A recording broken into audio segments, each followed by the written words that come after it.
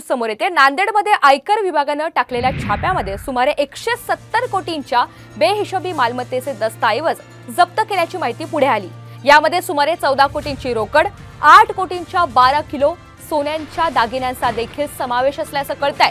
विशेष छाप्यातील जप्त रोकड मोजण्यासाठी तब्बल 14 तास लागल्याची माहिती देण्यात आली आहे। नांदेडमधील उद्योगपतीच्या घर आणि कार्यालयावर आयकर विभागाने छापेमारी केली आणि एकाच वेळी 7 ठिकाणी ही छापेमारी करण्यात आल्याची माहिती सध्या प्राप्त होतीये।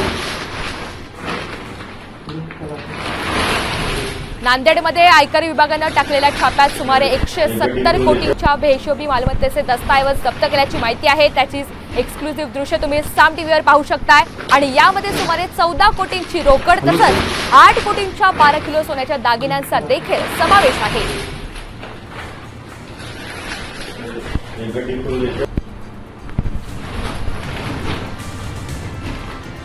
विशेष छाप्यातील जप्त रोकड मोजण्यासाठी तब्बल 14 तास लागलेले आहेत आणि नांदेडमधील उद्योगपतीच्या घर आणि कार्यालयावर आयकर विभागाने या संदर्भातली छापेमारी केली, मोठी कारवाई केली आणि एकाच वेळी 7 ठिकाणी छापेमारी करण्यात आलेली होती।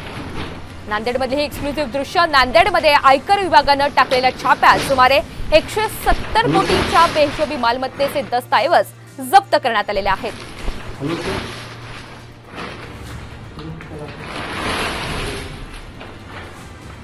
त्या ठिकाणची आपण ही सध्याची एक्सक्लुसिव्ह दृश्य पाहतोय। सुमारे 14 कोटींची ही रोकड आहे।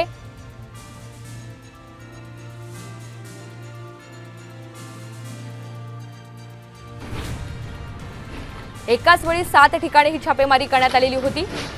नांदेडमधील उद्योगपतीच्या घर आणि कार्यालयावर आयकर विभागाने या संदर्भातली छापेमारी करत मोठी कारवाई केली आहे।